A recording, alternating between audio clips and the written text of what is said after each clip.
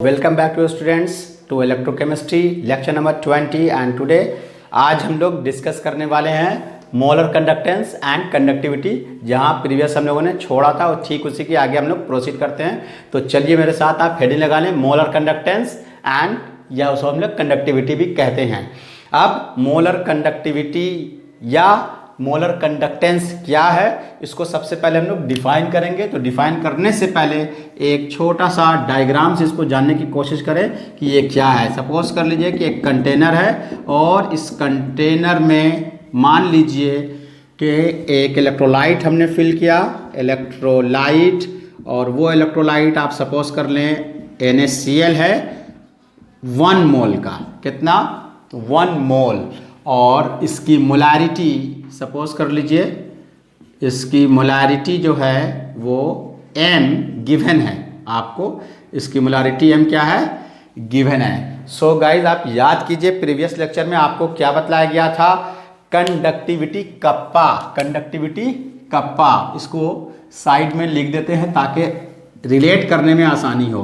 Conductivity kappa क्या था? Shortly, बहुत ही आसान, ये था आपका conductance of 1 ml electrolyte, 1 ml electrolytic solution. तो देखिए बहुत ही आसान है। अगर 1 मिलीलीटर इलेक्ट्रोलाइटिक सॉल्यूशन का कंडक्टेंस फाइंड करते हैं तो उसे आप क्या कहते हैं? कंडक्टिविटी या स्पेसिफिक कंडक्टेंस। और यही चीज़, बस इतना सा ध्यान रखना है, यही चीज़ 1 मिलीलीटर वॉल्यूम में था, ये 1 वॉल्यूम के लिए था, स्टैंडर्ड वॉल्यूम के लिए। अब यही चीज़ बदल के क्या हो जाए? 1 मोलर इलेक्ट्रोलाइटिक सॉल्यूशन के लिए हो जाए। यानी ऐसा सॉल्यूशन, ऐसा इलेक्ट्रोलाइट जिसका मोल कितना हो? 1 मोल। देख रहे हैं आप, ऐसा इलेक्ट्रोलाइट जिसमें कितना मोल डिसॉल्व किया गया हो? 1 मोल इलेक्ट्रोलाइट्स डिसॉल्व किए गए हों, तो उसका जो भी कंडक्टेंस आप फाइंड करेंगे उसे क्या कहेंगे? Molar conductance. सो कितना सिंपल है, इसको डिफाइन कर लेते हैं हम लोग। तो इसको डिफिनेशन आप साथ साथ मेरे नोट कर लीजिए। The conductivity, the conductance of, the conductance of 1 mole electrolytic solution, 1 mole electrolytic solution. देखिए फर्क समझिए, देख रहे हैं आप, बस इसी चीज का तो फर्क है। अगर 1 ml इलेक्ट्रोलाइटिक सॉल्यूशन है तो वो सिर्फ कंडक्टिविटी है। क्या है? क्या है? कप्पा आपको बताया गया था प्रीवियसली, आप याद कीजिए। This is conductivity. और यही चीज अगर 1 मोल का हो जाए तो उसका नाम हो जाएगा मोलर कंडक्टिविटी। इतना तो आसान है। 1 मोल इलेक्ट्रोलाइट डिसॉल्व होगा तो उसकी जो भी कंडक्टिविटी होगी उसे हम लोग क्या कहेंगे? उसको हम लोग कहेंगे मोलर कंडक्टिविटी। तो conductance of 1 mole electrolytic solution is called molar conductivity. 1 mole electrolytic solution is called molar conductivity, denoted by lambda m और कैट m भी इसको हम लोग कहते हैं। अब इसको हम लोग ज़रा और फिजिकली चलिए रियलाइज करने की कोशिश करते हैं और इसके फार्मूले तक पहुंचने की कोशिश करते हैं। तो उसके लिए फिर से आप देखिए ज़रा, जो डायग्राम है इसमें मोलारिटी क्या है?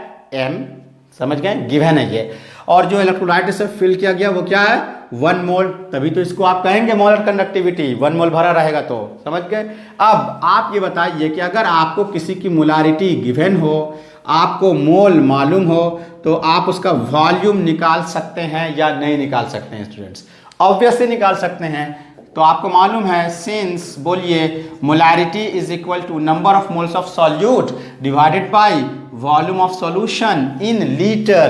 तो आपको फाइंड करना है volume of solution in litre. ये ऊपर क्रॉस हो गया, मोलारिटी नीचे आ गई। मोलारिटी को हम लोगों ने क्या माना है? M। मोलारिटी को क्या माना है? M। तो देखिए M नीचे चला आया। अब ये जो आया ये किस में आया? लीटर में आया है। किस में आया है? लीटर में आया है। अब अगर हम आपसे ये कहें कि number of moles of solute तो ऑलरेडी गिवन है, तो आप यहाँ पे क्या पुट कर देंगे? 1। Very good. तो 1/m। बट ये किस में आया आपको? देखिए ध्यान दीजिएगा यूनिट पर, लीटर। ये किस में है? मोल पर लीटर। ये जो वॉल्यूम हम लोगों को निकला, नंबर ऑफ मोल्स आपने कितना रख दिया यहाँ? 1 रख दिया, और ये नीचे में क्या आपका मोलारिटी, जो मोलारिटी हम लोगों का गिवन है। तो ये जो चीज़ें आ गई 1/m, इसको हम लोग कैसे लिखेंगे, ये है बेसिकली याद रहे वॉल्यूम, ये वॉल्यूम है, तो ये क्या हुआ लीटर पर मोल, ये यूनिट के तौर पर आपको बताया गया। ये क्या हुआ तो वॉल्यूम ही ना, तो ये वॉल्यूम निकला, तो वॉल्यूम किस में निकला, लीटर, लेकिन ये 1 मोल के लिए निकला। क्यों? क्योंकि आपको हमने पहले ही बता दिया कि ये ऐसा इलेक्ट्रोलाइट सॉल्यूशन है जिसमें कितने मोल भरे गए हैं, 1 मोल, तो ये क्या हो गया लीटर पर मोल। बट हम अगर आपसे ये कहें कि हमको ये मिलीलीटर में निकालना है, तो मिलीलीटर में अगर आप इसको फाइंड करने की कोशिश करेंगे तो ये चीज़ क्या हो जाएगी, यानी वॉल्यूम ऑफ सॉल्यूशन अब हमको लीटर में नहीं चाहिए, अब हमको किस में चाहिए, मिलीलीटर में चाहिए। तो अब आप क्या करेंगे, लीटर को मिलीलीटर में कन्वर्ट करना है, तो क्या करेंगे 1000 मिलीलीटर डिवाइडेड बाई m, यानी कि अब ये हो गया आपको मिलीलीटर पर मोल। ये बेसिकली याद रहे वॉल्यूम निकाला आपने, क्या निकाला है, वॉल्यूम फाइंड किया है। अब जब आपने इसके वॉल्यूम को फाइंड कर लिया तो हम लोगों को क्या चीज़ फाइंड करना है, हम लोगों को फाइंड करना है मोलर कंडक्टिविटी तक जाना है। तो मोलर कंडक्टिविटी तक कैसे जाएंगे स्टूडेंट्स, तो आप याद कीजिए कि कंडक्टिविटी का फार्मूला हम लोगों के लिए क्या था, तो कंडक्टिविटी के फार्मूले तक पहुंचेंगे और फिर उससे हम लोग मोलर कंडक्टिविटी को आसानी से आइडेंटिफाई कर लेंगे। तो याद कीजिए कि कंडक्टेंस ऑफ 1 ml, जो उधर हमने लिख रखा है देखिए वो ऊपर में हम लोगों ने क्या लिखा है, कंडक्टेंस ऑफ 1 ml, यहाँ देखिए ऊपर conductance of 1 ml electrolytic solution अगर है तो इसको क्या कहते हैं, कप्पा। यहाँ देखिए आपके आसानी के लिए हमने यहाँ लिख रखा है, क्या कहते हैं उसे, कप्पा के। ये क्या है, conductance of 1 ml electrolytic solution. तो 1 ml के लिए इतना है, तो अब आप बताइए कि अगर 1000 ml पर मोल हो जाए तो क्या होगा, तो कंडक्टेंस ऑफ वॉल्यूम ही तो निकाला ये आपने, चूंकि हम लोगों को मोलारिटी मालूम थी, नंबर ऑफ मोल्स मालूम था, तो हमने क्या मालूम कर लिया, वॉल्यूम। वॉल्यूम जब मालूम किया तो वो किस में निकाला, लीटर में। लेकिन हमने देखा कि डेफिनेशन जो कंडक्टिविटी का है वो किस में दिया गया है, वो दिया गया है मिलीलीटर में। तो हमने क्या किया, उस वॉल्यूम को जो लीटर में था कन्वर्ट कर दिया मिलीलीटर में। बहुत आसान। चलिए अब देखिए फिर से, तो conductance of 1 ml electrolytic solution हमको पता है कि क्या कहलाता है, कप्पा। कंडक्टिविटी, तो conductance of this much of volume in millilitre, this much of volume, ये भी तो वॉल्यूम है, this much of volume in millilitre. ये तो यूनिट हम साथ में लिख रहे हैं आपकी आसानी के लिए, यूज है इसका आगे में, इसलिए इसके लिए क्या हो जाएगा, एक का जब आपको मालूम हो तो बाकी के लिए क्या करते हैं, मल्टीप्लाई कर देते हैं। तो kappa into 1000 divided by m। अब ये जो है ये मिलीलीटर में है तब ना 1000 है, और ऐसे बेसिकली ये क्या है, 1 मोल ही तो है। तो अब आप याद कीजिए कि ये जो बेसिकली रिप्रेजेंट कर रहा है 1 मोलर इलेक्ट्रोलाइटिक सॉल्यूशन को, ये क्या है, 1 मोलर इलेक्ट्रोलाइटिक सॉल्यूशन को ही तो डिनोट कर रहा है। तो चूंकि ये 1 मोलर इलेक्ट्रोलाइटिक सॉल्यूशन को डिनोट कर रहा है, इसलिए आपको डेफिनेशन यहाँ ध्यान देना चाहिए, conductance of 1 mole electrolytic solution is called lambda m, molar conductivity. तो हम क्यों नहीं इसको क्या लिख दें, लैम्डा m। तो लैम्डा m हो गया ये हो गया कप्पा इंटू 1000 इंटू m। बात समझा स्टूडेंट्स आपने, इसको किस तरह से हम लोगों ने डिराइव किया, फिर से ध्यान दीजिए, एक बार फिर से आपको बता देते हैं। एक ऐसा इलेक्ट्रोलाइटिक सॉल्यूशन है जिसकी मोलारिटी अब हमको गिवन है, उसके अंदर जो इलेक्ट्रोलाइट्स हमने भरा वो 1 मोल है, मान लिया NaCl है, कुछ और भी आप मान सकते हैं इलेक्ट्रोलाइट्स। तो आपको मोलारिटी मालूम है, आपको मोल मालूम है, तो हमने क्या फाइंड कर लिया, इसका वॉल्यूम। कैसे वॉल्यूम फाइंड करेंगे, इस तरह से, बहुत आसान। Molarity is number of moles of solute bye volume of solution in litre. देख रहे हैं लीटर में है, बात समझ गए। वॉल्यूम निकाला हमने, तो वॉल्यूम जो आप निकाल रहे हैं वो किस में निकाल रहे हैं, लीटर में निकाल रहे हैं। तो वॉल्यूम निकालेंगे, मोलारिटी नीचे क्रॉस हो गई, तो ये क्या निकल गया आपको, N2 चूंकि आपका नंबर ऑफ मोल गिवन था 1, तो हमने रख दिया 1। तो ये क्या हो गया 1/m। किस में निकला ये वॉल्यूम किस में निकला, लीटर में निकला। देख रहे हैं लीटर में निकला। और ये हो गया आपका पर मोल, चूंकि ये वॉल्यूम पर मोल के कंसंट्रेशन को रिप्रेजेंट कर रहा है। बात समझ गए। दूसरी चीज, इसको अगर आप दूसरे फॉर्म पर लिखें यानी मोलारिटी की यूनिट पर लिखें तो देखिए मोलारिटी की यूनिट क्या होती है। अगर हम इसको मिटा दें, किसी को अगर कंफ्यूजन हो रहा है तो फिर से समझिए, छोटी छोटी चीज़ें हैं, सॉल्यूशन में पढ़ा चुके हैं। चलिए हम 1 का 1 रहने देते हैं। बहुत सारे स्टूडेंट्स ऐसे हैं जो प्रीवियस बातों को भूल जाते हैं। थोड़ा सा दिमाग लगाइए, मेहनत कीजिए, सीखिए। मोलारिटी, चलिए भाई मोलारिटी का यूनिट बोलिए, मोल पर लीटर, मोल पर लीटर। हो गया, लीजिए पर लीटर है तो लीटर फिर से पलट के चला गया ना ऊपर, तो क्या वही तो लिखा था हमने, L बाई पर मोल। बात समझ गए। तो वही चीज़ है जिस फॉर्मेट पे आप लिखिए, लेकिन चीज़ों को ज़रा याद रखिए और समझने की कोशिश कीजिए। देखिए चीज़ों को समझिए। इसी को हमने क्या किया, लीटर ऊपर चला गया, नीचे क्या आ गया, मोल, वही बात आ गया आपके लिए। तो खैर ये लीटर में था, किस में निकालना था, मिलीलीटर में निकालना था। लीटर को मिलीलीटर में कन्वर्ट करने के लिए, लीटर को मिलीलीटर में कन्वर्ट करने के लिए 1000 से मल्टीप्लाई, बाकी जो चीज़ें थी एज इट इज़, तो ये क्या हो गया 1000 मिलीलीटर पर मोल का पर मोल रह गया। बात समझ में आ रहा है। चलिए अब हम लोग ये पढ़ चुके हैं कि कंडक्टेंस ऑफ 1 ml अगर रहेगा तो उसको हम लोग कप्पा कहेंगे, कंडक्टिविटी कहेंगे। यानी 1 मिलीलीटर वॉल्यूम वाले इलेक्ट्रोलाइटिक सॉल्यूशन का कंडक्टेंस कंडक्टिविटी है। देखिए conductance of 1 ml electrolytic solution conductivity है। ये 1 ml में निकाला हुआ है, इसलिए इसको ml में हमने कन्वर्ट किया है। तो अगर आपके पास 1 ml के बजाय अब क्या हो गया 1000 बाई m मिलीलीटर पर मोल हो जाए वॉल्यूम, तो उसकी कंडक्टिविटी क्या होगी, तो एक का मालूम है कप्पा, तो इतने का क्या होगा इंटू कर देंगे हम k इंटू 1000 बाई m।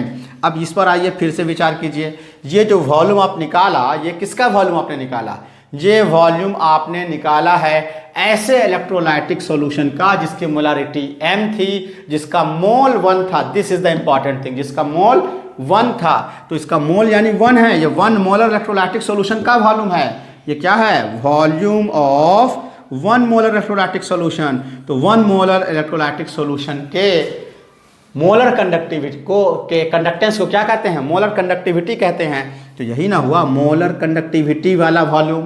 तो मोलर कंडक्टिविटी यहाँ लिख दिया, फार्मूला निकल गया, kappa into 1000 divided by m। तो जल्दी से इसका आप स्क्रीनशॉट ले लीजिए स्टूडेंट्स।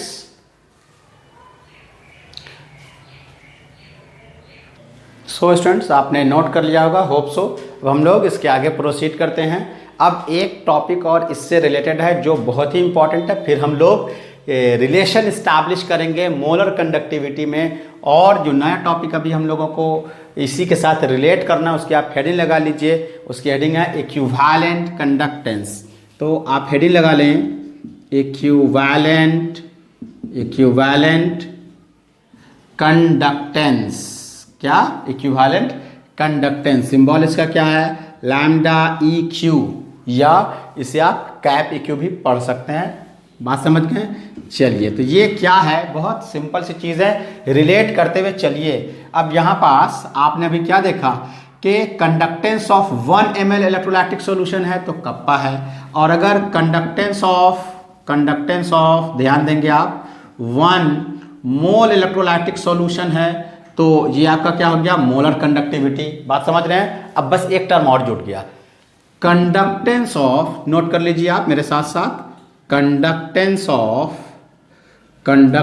ऑफ देखिए ये सिर्फ बदलेंगे हम, ये 1 ml था, ये 1 मोल था। अब सिर्फ ये चेंज हो रहा है कि 1 equivalent, conductance of 1 equivalent of electrolytic solution,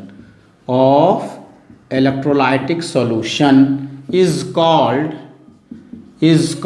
equivalent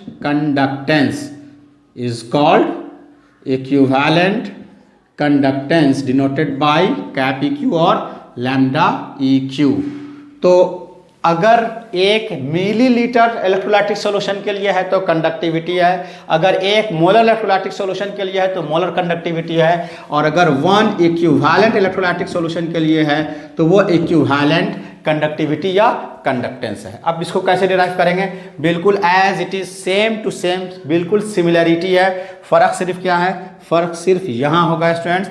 यहाँ आप देख रहे हैं कि यहाँ पास इक्वेशन में क्या है आपके, यहाँ पे इक्वेशन में मोलारिटी है, चूंकि वो इक्विवेलेंट है, इक्विवेलेंट के कंटेक्स्ट में नॉर्मलिटी होगा, बाकी सारी चीज़ें एज इट इज़ होंगी।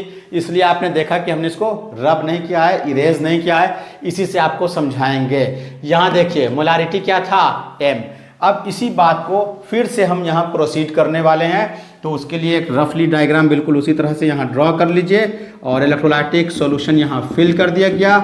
इस इलेक्ट्रोलाइटिक सॉल्यूशन में यहाँ देखिए क्या था, मोलारिटी था, यहाँ क्या होगा, नॉर्मलिटी। देखिए स्टूडेंट्स बातों को समझिए और बहुत ईजी वे में आपको ये बातें समझाई जा रही हैं ताकि आपसे न्यूमेरिकल्स भी सॉल्व हो जाएं, सीखें कि कैसे हो रहा है। नॉर्मलिटी क्या है, n, जो कि क्या होगा, गिवन, जैसे यहाँ था बिल्कुल एज इट इज। इसमें भी मान लीजिए कि इलेक्ट्रोलाइटिक सॉल्यूशन हमने क्या फिल कर लिया, NaCl।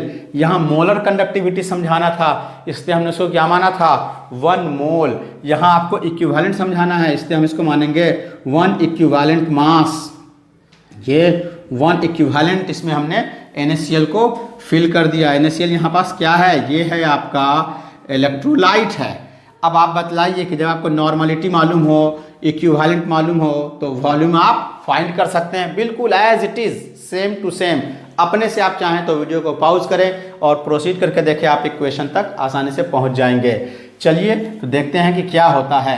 यहाँ देखिए मोलारिटी के टर्म में निकाला गया था कि मोलारिटी का फार्मूला क्या होता है। यहाँ हम लोग इसको किस फॉर्म में फाइंड करेंगे, नॉर्मलिटी। तो नॉर्मलिटी का फार्मूला आप सबको याद होना चाहिए, नॉर्मलिटी n, नॉर्मलिटी n। तो नॉर्मलिटी बराबर क्या होता है, नॉर्मलिटी बराबर होता है equivalent divided by volume of solution in litre. देखिए देख रहे हैं आप, जरा सा फर्क है। यहाँ क्या था, नंबर ऑफ मोल्स, यहाँ क्या है, नंबर ऑफ इक्विवेलेंट, बस और कोई फर्क ही नहीं है।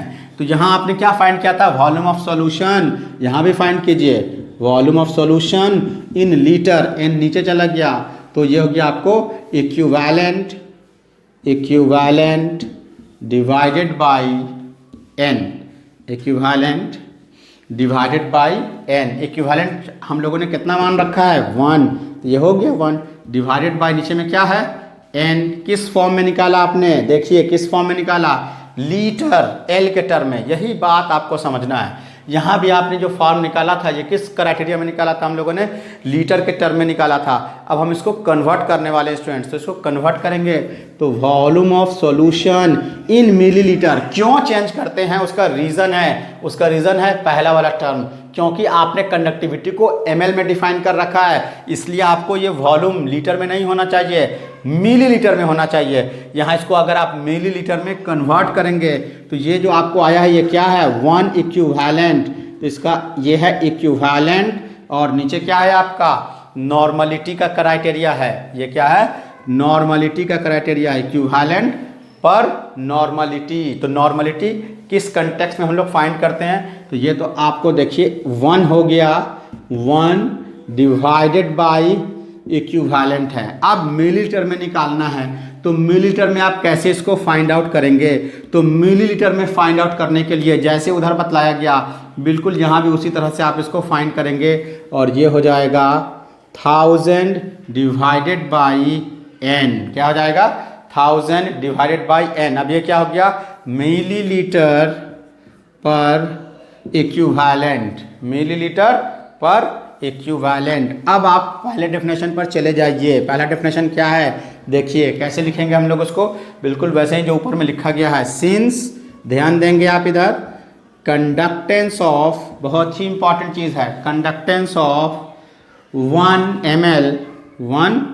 ml electrolytic solution, electrolytic solution, इसको आपने क्या लिखा है, कप्पा। क्या लिखा है, कप्पा। तो कंडक्टेंस ऑफ 1 ml था ये, हमको क्या निकाला, हमने निकाला 1000 by n ml by equivalent. ये यूनिट है, याद रहे, आपको पहचान के लिए लिख देते हैं, ml पर इक्विवेलेंट इलेक्ट्रोलाइटिक सॉल्यूशन क्या होगा, 1 ml का जब आपको मालूम है तो 1000 ml पर नॉर्मलिटी के लिए क्या करेंगे आप, कप्पा इंटू 1000 इंटू n। और ये जो आप यहाँ पास लिख रहे हैं ये किसके लिए लिख रहे हैं, ये क्राइटेरिया किसके लिए लिख रहे हैं? डेफिनेशन पर ध्यान दीजिए। क्या है definition? Conductance of one equivalent of electrolytic solution. तो ये जो वॉल्यूम आपने लिखा है, ये याद रहे, ये बेसिकली वॉल्यूम है। तो ये जो वॉल्यूम है ये किसका है? ये है volume of one equivalent solution. ये वॉल्यूम है किसका? वन इक्विवेलेंट सॉल्यूशन का। और वन इक्विवेलेंट इलेक्ट्रोलाइटिक सॉल्यूशन के कंडक्टेंस को ही आप क्या कहते हैं? Equivalent conductance. तो हम इसको क्या लिख सकते हैं? Lambda E Q is equal to kappa into 1000 divided by n। अब आपको कंपैरिजन करना है और आप कंपैरिजन करके चेक कर करके देखिए, आइडेंटिफाई कीजिए। होप सो कि ये आपको दिखाई दे रहा होगा। ये जो आप नीचे में लिखा हुआ है देख लीजिए। तो kappa into 1000 divided by n, और यहाँ देखिए कप्पा इंटू 1000 बाई क्या था? m। तो एक में मोलारिटी है, एक में क्या है?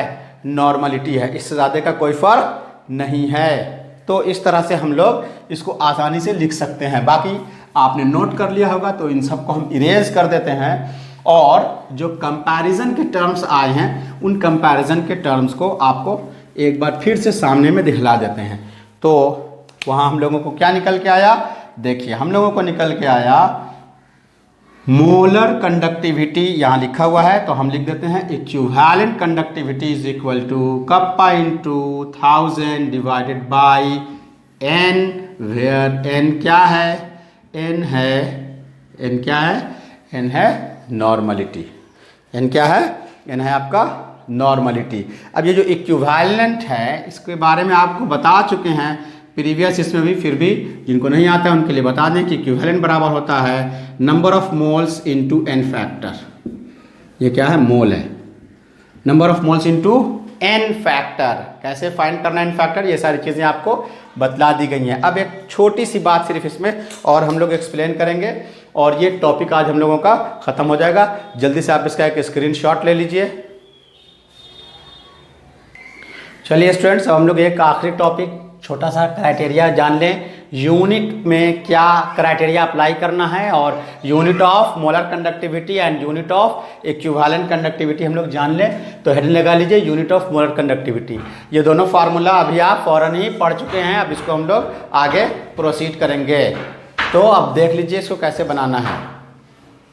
चलिए स्टूडेंट्स, अब हम लोग यूनिट ऑफ लैम्डा एम और यूनिट ऑफ लैम्डा इक्विवेलेंट की बात कर लेते हैं। दोनों में एक काफ़ी सिमिलरिटी और रिलेशन है। तो हेडिंग लगा लें आप unit of lambda M. Lambda M का फार्मूला आपके सामने मौजूद है, इसको हमने इसीलिए इरेज नहीं किया है। क्या है? तो आपके पास लैम्डा एम का फार्मूला है kappa into 1000 divided by molarity, M for molarity. Kappa के का एसआई यूनिट प्रीवियस लेक्चर में हमने आपको बतलाया है, याद कीजिए, बहुत आसान है। वेरी गुड साइमन पर सेंटीमीटर। और ये 1000 बाई m, 1000 तो आपका न्यूमेरिकल वैल्यू है। इसकी बात करेंगे, ये है क्या? तो ये है आपका मोल पर मिलीलीटर में हम लोगों ने लिखा था, एक्सप्रेस किया था, याद कीजिए। इसीलिए तो 1000 लग गया था। 1000 क्यों लगा था? लीटर को कन्वर्ट किया था हम लोगों ने मिलीलीटर में। तो अब ये ऊपर चला जाएगा तो डायरेक्ट आप इसको साइमन पर centimetre into ml divided by पर मोल। और आप याद कीजिए, हमने एक चीज़ और आपको बता रखा था इसी दिन के लिए, इसी वक्त के लिए, कि 1 ml is equal to 1 cc is equal to 1 centimetre cube. तो देखिए मिलीलीटर को हम लोग क्या लिख सकते हैं? सेंटीमीटर क्यूब भी लिख सकते हैं। ये क्या हो गया? साइमन पर सेंटीमीटर इंटू मिलीलीटर। मिलीलीटर को हम लोग क्या लिखेंगे?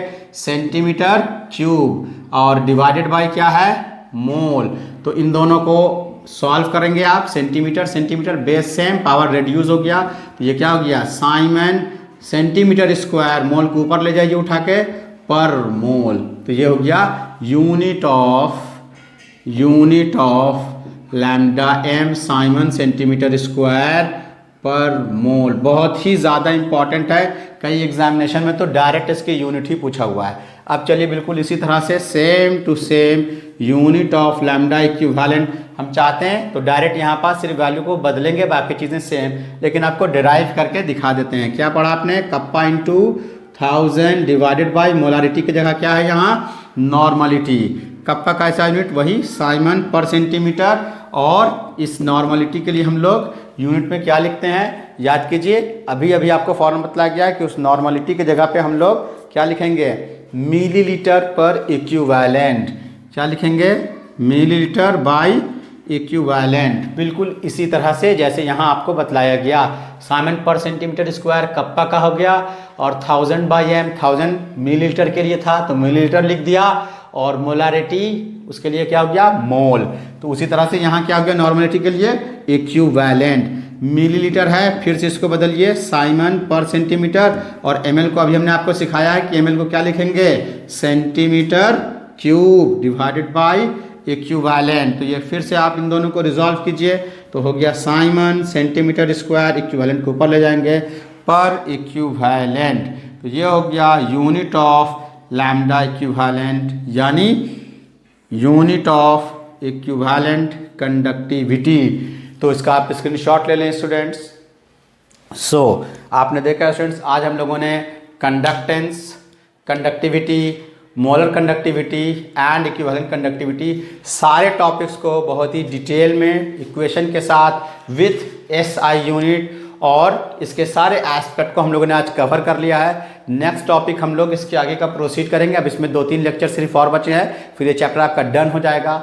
न्यूमेरिकल के साथ हम लोगों ने इसको डिस्कस किया है। आप इस लेक्चर को बहुत ध्यान से देखें, पाउज करके, बैक करके। बहुत ही इंपॉर्टेंट क्राइटेरिया है बोर्ड एग्जामिनेशन के लिए भी और आपके कम्पिटिटिव एग्जामिनेशन के लिए भी। बहुत मेहनत करने की ज़रूरत है students. Do not forget to like and subscribe. Till then, good bye.